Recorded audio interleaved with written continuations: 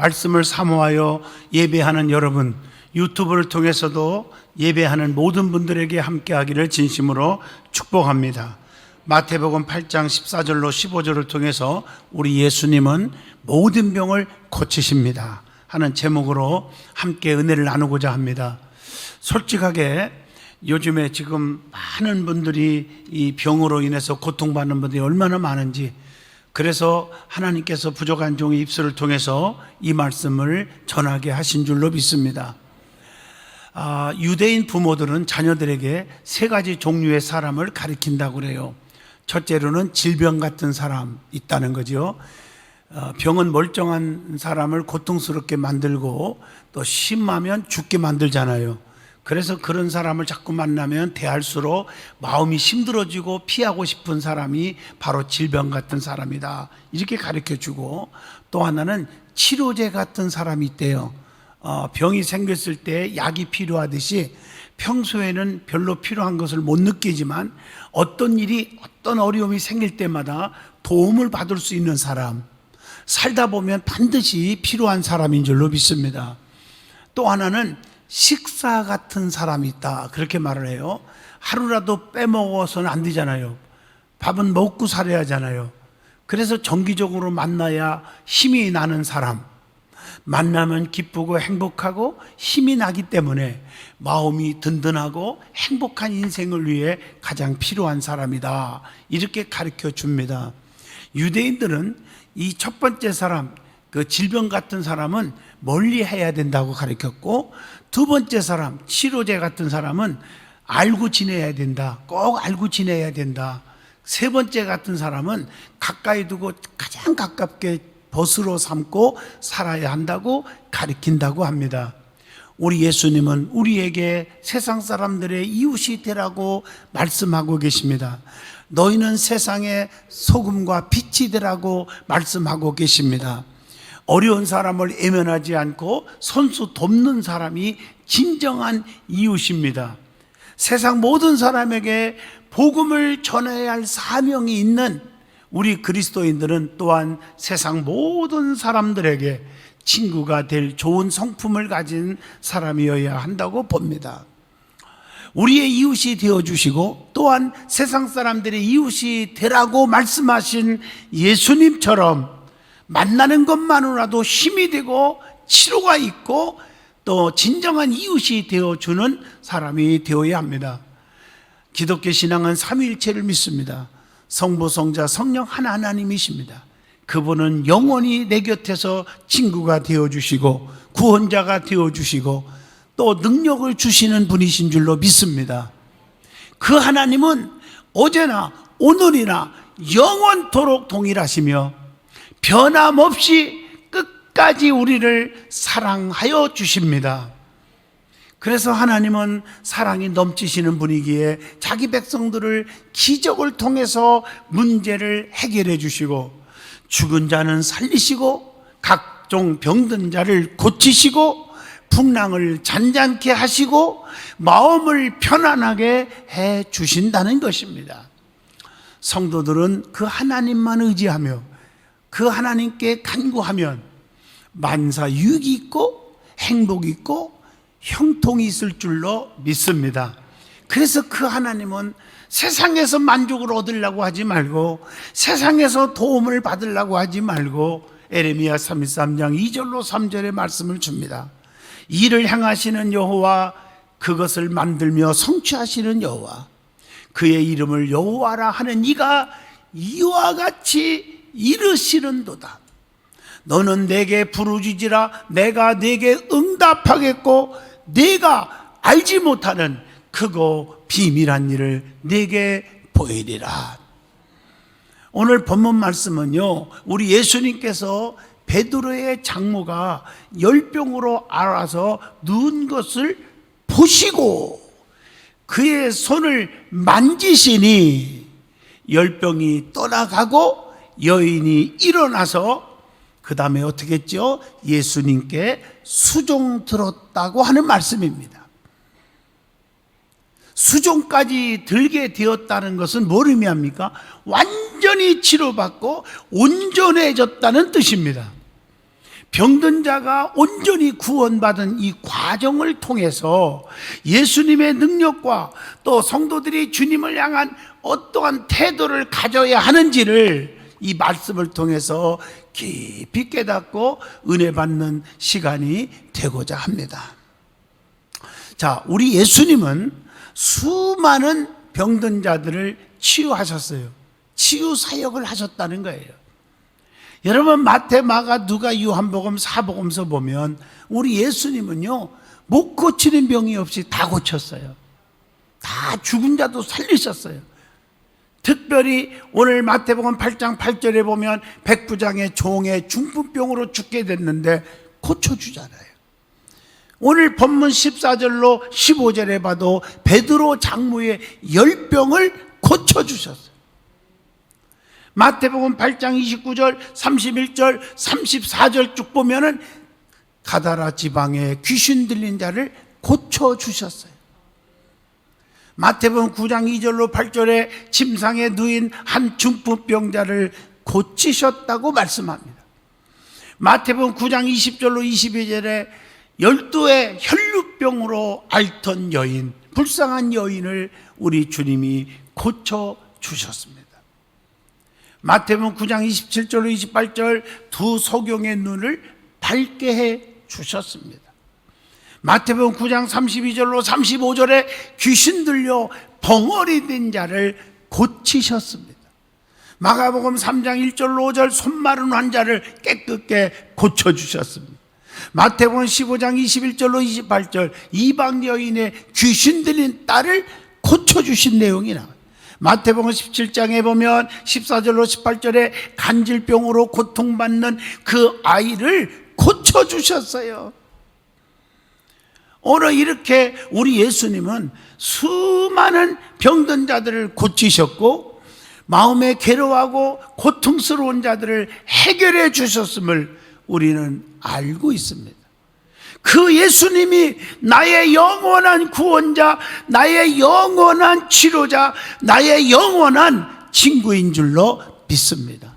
그렇기 때문에 그분 떨어져서 살 수 없잖아요. 조금 전에 말했지만 예수님은 식사 같은 사람. 밥을 안 먹으면 살 수가 없잖아요. 밥을 먹으면 든든해지잖아요. 힘이 나잖아요. 건강해지잖아요. 예수님만 만나면 힘이 생기고 능력이 생기고 질병에서 치료받고 간절한 소원이 응답받는 그런 역사가 임할 줄로 믿습니다. 그러면 성경에 보면 예수님은 엄청난 사람들을 고쳐주셨는데 이 치유에서 상징적인 의미가 영적인 교훈이 있다는 거예요. 마태복음 8장 2절로 4절을 쫙 읽어봐도 문둥병 치료한 것은 우리의 더러운 죄를 씻어주시는 그런 의미가 있죠. 마태복음 8장 5절로 8절에 보면 가버나움의 백부장을 통해서 중풍병자 하인이 나았잖아요. 그것은 영적인 무기력해서 무기력 속에서 깨워주시는 의미가 있죠. 본문 14절로 15절에 나오는 열병 치료는 세상의 심한 고통에서 건져주신다고 하는 의미를 부여해 줍니다. 마태복음 8장 32절에 귀신을 쫓아낸 것은 죄의 노예 생활에서 건져주시는 의미가 있죠. 나 자유 얻었네, 너 자유 얻었네, 우리 자유 얻었네. 마태복음 9장 20절로 22절에 혈루병 치료는 죄로 인해서 파괴된 것을 회복해주는 영적인 의미가 있다고 봅니다. 마태복음 9장 27절로 29절에 소경 눈뜨게 하는 치료는 영적인 무지에서 깨워주시는 의미가 있다고 봅니다. 손마른 환자 치료한 것은 주님의 명령에 순종적인 삶을 회복해주는 마태복음 12장 10절로 13절의 의미를 주고 있다고 봅니다. 이처럼 우리 예수님은 수많은 병을 고치고 수많은 기적을 행할 때 하신 말씀이 있더라고요. 여러 가지 말씀을 하셨어요. 상황에 맞게 때로는 내 손을 내밀어라 이렇게 말씀하실 때는 순종함으로 손이 회복되었다는 거예요. 마태복음 12장 13절. 오늘 주님이 말씀합니다. 내 손을 내밀어라. 주님이 말씀합니다. 힘든 손을 내가 붙잡아 주리라. 내가 의로운 오른손으로 너를 붙잡아 주리니 강하고 담대하라. 놀라지 말라. 나는 네 하나님이 됨이니라. 참으로 내가 너를 굳세게 하리라 말씀하시고 계시죠. 또 마태복음 14장 19절에 때를 지어 한 50명씩 앉히게 하시고 잔디 위에, 그리고 기적을 줬죠. 오병이어의 기적을 베풀었어요. 때로는 주님이 오라 이렇게 말씀하세요. 베드로는 순종함으로 오라 하는 말씀으로 주님 바라보고 가는데 무리를 걸을 수가 있었어요. 마태복음 14장 29절. 우리 주님이 여러분들에게 오라라고, 내게 오라. 수고하고 무거운 짐진 자들아 다 내게로 오라. 내가 너희를 편히 쉬게 하리라. 병든 자들아, 문제 있는 자들아, 고통스러워하는 자들아 다 내게로 오라. 내게 오는 자는 결코 줄이거나 목마르지 아니하게 하리라. 그 다음에 주님 말씀을 보면 실패한 베드로에게 깊은 데로 가서 그물을 던지라. 순종할 때 그물이 찢어지도록 고개를 잡아서 실패에서 성공으로 바꿔지는 영적인 의미를 줍니다. 요한복음 2장 7절로 9절에 보면 항아리에다가 비낭아리에다가 물을 채우라. 아귀까지 채워서 순종했더니 물이 변하여 포도주가 되게 하므로 내 계산, 내 생각, 내 의지, 내 방법 버리고 이해가 안 돼도 그분의 말씀에 순종하면 기적이 일어난다는 것입니다. 요한복음 9장 7절에 실로암 목가에 가서 씻으라 이렇게 말씀하실 때가 있어요. 그랬더니 눈이 떠졌어요. 우리 주님이 말씀합니다. 씻으라. 더럽고 추한 죄악이 다 예수의 보혈의 피로 씻어져라. 깨끗게 하라. 하나님 앞에 잘못된 거, 원망하고 불평하고 또 증오하고 어려운 이웃을 사랑하지 못한 것들을 다 회개하고 깨끗이 씻어라. 어려운 자들을 향해서 불쌍히 여기는 마음으로 가득 채우라는 거예요. 그리고 요한복음 11장 43절로 44절 보면 죽은 나사로를 향하여 나사로야 일어나오라. 오늘 여러분 죽은 영혼, 병들어 가는 영혼들이 다시 일어나오라 하는 명령을 듣고 다시 살아가는 산 역사가 있기를 축복합니다. 그러면 예수님이 이렇게 수많은 병든 자를 고쳤고 기적을 베풀었는데 언제 일어났습니까? 순종할 때. 이게 포인트입니다. 순종할 때 기적이 일어났습니다. 심판 때도 순종하는 자만 구원받았습니다. 노아 홍수 때도 순종한 노아의 8 식구만 창세기 7장 23절 구원했습니다. 소돔과 고모라 성의 유황불 심판 속에서도 소할 땅으로 나오라는 말씀에 순종했던 롯과 2 딸만 구원받았음을 창세기 19장을 통해서 29절 30절에 보여주고 있습니다. 자, 그러면 순종하는데 원칙이 있습니다. 내 고집대로 따르고 안 따르고가 아니라 주님의 명령대로 순종하라는 거예요. 열왕기상 9장 4절. 시키는 대로 하라는 거예요. 다시 말하면 완전하게 순종하라는 거예요. 여호수아 1장 8절에 보면 같이 봅니다. 이 율법책을 내 입에서 떠나지 말게 하며 주야로 그것을 묵상하여 그 안에 기록된 대로 다 지켜 행하라. 다 지켜 행하라. 그리하면 내 길이 평탄하게 될 것이며 내가 형통하리라. 이렇게 말하고 있어요. 이 말은 민수기 32장 11절로 12절처럼 온전히 순종하라는 거예요. 온전히. 누가복음 9장 59절 62절 자신이 원치 않는 경우에도 주님이 시키면 순종하라는 거예요. 요즘 보면 이 불평하는 것도 다 그 종류인데 따지고 재보고 자기 이론대로 계산하니까 순종을 못하는 거예요. 그러니까 기적이 없어요. 그리고 어떤 일이든지 주님 말씀 앞에서 누가복음 9장 59절로 62절에 자신의 일도 중요하지만 하나님께 먼저 순종하라는 거예요. 먼저. 이해되지 않는 명령일지라도 요한복음 7장 17절에 보면 그냥 순종하라는 거예요. 그러면 반드시 기적이 일어나요. 확신 가운데 의심하지 말고 무조건 순종하라는 거예요. 디모데후서 1장 13절의 말씀이죠. 의심하지 마세요. 사도행전 10장 20절에 보면요, 순종하라는 거예요. 의심하지 말고 순종하라는 거예요. 하나님의 방법으로 순종하라는 거예요. 사무엘상 15장 22절, 그래서 순종이 제사보다 낫고 듣는 것이 수양의 기름보다 나으니, 이렇게 말하고 있어요. 그리고 시편 112편 1절에 보면 할렐루야, 여호와를 경외하며 그의 계명을 크게 즐거워하는 자는 복이 있도다. 기쁘고 즐거운 마음으로 순종하라는 것입니다. 어떻게? 신명기 6장 5절, 너는 마음을 다하고 뜻을 다하고 성품을 다하여 네 하나님 여호와를 사랑하라. 여러분, 온 마음을 다해서 순종하라는 거예요. 사람보다는 하나님께 우선 순종하라는 것이 사도행전 5장 28절의 교훈입니다. 자, 그렇다면 구체적으로 오늘 본문 말씀으로 들어옵니다. 베드로의 장모의 열병을 이 고침을 받게 했는데 그 고침 받는 이 과정을 통해서 우리에게 주시는 영적인 큰 은혜가 있다는 것이죠. 그게 뭘까? 기도로 함께 동참하는 신앙이 필요하다는 것입니다. 오늘 본문 14절에 그렇게 말했잖아요. 예수님께서 베드로의 장모가 누워있는 곳으로 함께 보시고 동행하신 거예요.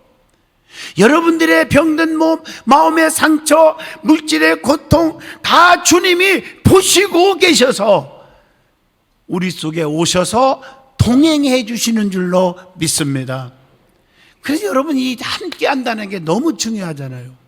주님과 함께, 또 우리가 믿음이 있는 사람, 기도 많이 하는 사람과 함께, 기도 안 하고 불평하고 원망하는 사람과 함께 있으면 같이 망하고 같이 죽는 거예요. 기도하는 사람들과 함께. 그래서 마태복음 18장 19절, 두 사람이 합심하여 땅에서 구하면 하늘에서 응답이 있다고 그렇게 말씀하고 계시잖아요. 합심하여 기도하라. 마가복음 2장 3절에도 친구 4명이 합심해서 들것에 메고 이 죽어가는 친구를 살리겠다고 지붕까지 올라가 다름할 때 고쳐주었잖아요. 마가복음 2장의 말씀이 3절에. 그리고 서로 죄를 고백하며 병 낫기를 위해서 서로 함께 기도하라. 야고보서 5장 16절의 말씀입니다. 베드로가 감옥에 갇혔을 때 주의 종이 감옥에 갇히는 고통을 받을 때도 다 도망간 게 아니라 사도행전 12장 5절에 보니까 교회는 그를 위하여, 주의 종을 위하여 간절히 하나님께 기도하더라, 이렇게 말씀하고 계십니다. 또 베드로와 요한이 함께 성전에 기도하러 가다가 기도하는 사람들과 함께 해야 돼요. 그랬더니 미문의 안진뱅이를 일으키는 기적이 일어났습니다. 마가복음 5장 37절로 39절에 보면요, 예수님은 해당장에 죽은 딸을 살릴 때도, 또 변화산상에서도, 겟셋마네 동산에 엄청난 땀방울이 변하여 핏방울 지도록 기도할 때도 꼭 베드로와 요한과 야고보 이 세 제자를 함께 했음을 우리는 압니다. 그러면 우리 같으면요, 예수님 장난하지 마세요, 우리는 제자 아닙니까? 아니 12명 중에 이 3명만 중대한 일일 때 데려갑니까? 그런 구절 성경에 아무리 찾아도 없습니다. 아마도 우리도 베드로와 요한과 야고보처럼 주님 앞에 인정받는 제자가 되자, 기둥 제자가 되자 아마 그랬을 거라고 생각합니다. 우리는 한번 본받아야 되지 않겠습니까? 늘 주님이 함께하고 싶은 성도가 되시기를 축복합니다.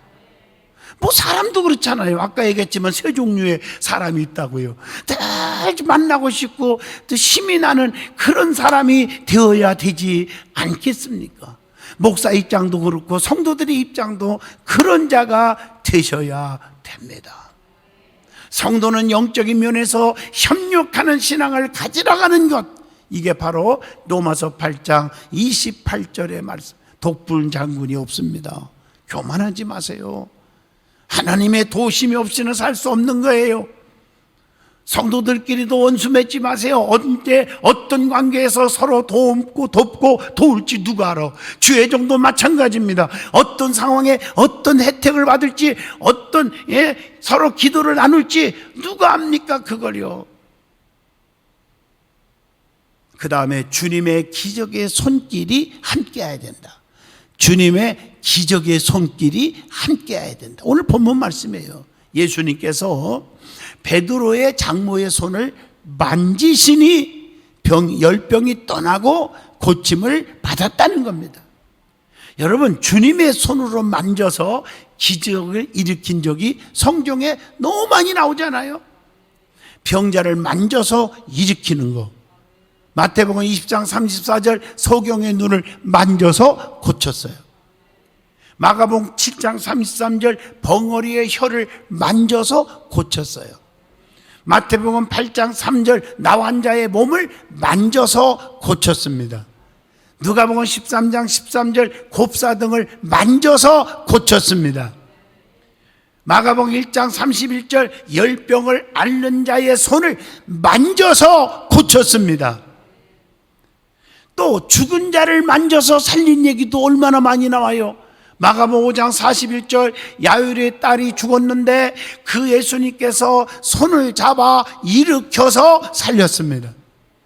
누가복음 7장 14절에 나인성 과부의 죽은 아들의 관에다가 손을 대시니, 손으로 만지니 그 말이죠, 살아났습니다. 예수님은요, 간절한 부르짖음이 있을 때, 간절히 기도할 때 언제나 주님이 발걸음을 멈춰서 도우셨어요. 그냥 형식적으로 교회 왔다 갔다 한다고 은총 있는 게 아니에요. 사모하는 자, 간절히 구하는 자에게 주님의 손길이 임하는 것입니다. 마태복음 9장 20절로 22절에도 혈류증 여인이 내가 예수님의 옷깃만 살짝 만져도 내 병 낫겠다고 하는 그 간절한 믿음이 주의 몸에서 능력이 나갔고 주님의 걸음이 멈춰졌고, 따라 안심하라, 네 믿음이 너를 구원하였느니라 하고 선포했습니다.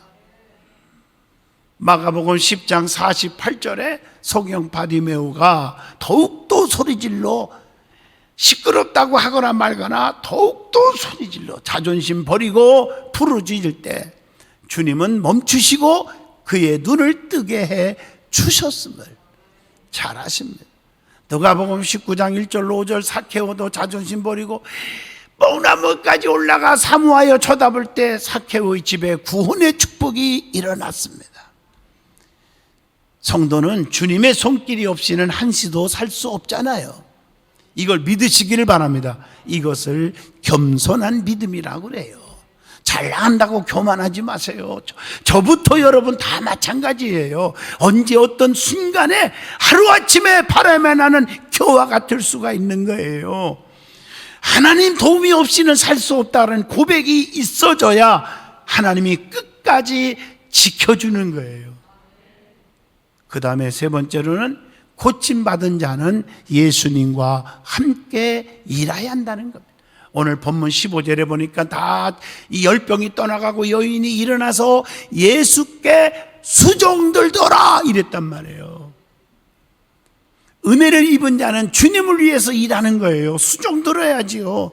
누가복음 8장 3절 은혜를 입은 사람들이 은혜를 잊어버리면 그 참 나쁜 사람입니다. 사랑하는 성도들이요, 하나님의 은혜를 잊지 마세요. 교회의 은혜를 잊어서는 안 되지요. 베드로의 장모는 치료받고 나서 일어나서 본문 15절에 예수님께 수종 들었다고 했습니다. 바쁠수록 더욱더 주의 일을 해야 합니다. 왜냐하면 바쁘다는 것은 하나님의 축복이요 은혜이기 때문인 줄로 믿습니다. 하나님은 주의 일 하라고 때로는 건강 주시고 물질 주시고 가정의 행복을 주시고 능력과 은사도 주시는 것입니다. 결론적으로 말씀합니다. 베드로의 장모는 열병으로 고통 중에 있었지만 예수님을 만나서 치료받고 너무 감사해서 예수님께 수종 들었다는 말씀을 기억하시면서 하나님의 은총이 없이는 우리는 기적이 없습니다. 축복이 없다는 걸 기억하시고 전능하신 하나님이 나의 하나님임을 믿으시기를 바랍니다. 어떤 역도 선수가 역도를 이렇게 하는데 드는데 누가 알아주는 사람이 없어요. 근데 지나가는 꼬맹이가 있길래 야 꼬맹이야 이리 와라, 나 역도 선수라 이거 무거운 것도 든다 하고 자랑을 늘어놓으니까 이 꼬맹이가 그 쳐다보고 그러네요 했으면 좋은데 비웃으면서 아이고 그것 가지고 뭘 그래요, 나 좀 볼래요? 그러더니 갑자기 물구나무를 딱 쓰는 거예요. 나는 지금 지구를 들고 있습니다. 여러분, 이 꼬맹이 같은 마음을 좀 가지면 안 되나요? 전능자가 나를 붙들고 계시고 나에게 힘을 주고 있습니다. 여호와를 앙망하는 자 새 힘 얻으리니 독수리가 날개치고 올라갈 것이다 하고 말했습니다. 예수님은 모든 병을 치료하십니다. 예수님은 모든 문제를 해결해 주시는 분입니다. 그분이 나의 주님인 것을 믿습니다. 그분이 나의 하나님인 것을 믿습니다. 기도합니다. 거룩하신 하나님, 예수님은 모든 병을 고치십니다. 모든 문제를 해결해 주십니다. 내 곁에서 평생 떠나지 않고 지켜주시는 분이심을 고백합니다. 주여 우리를 사랑해 주시옵소서. 예수님 이름으로 기도합니다. 아멘.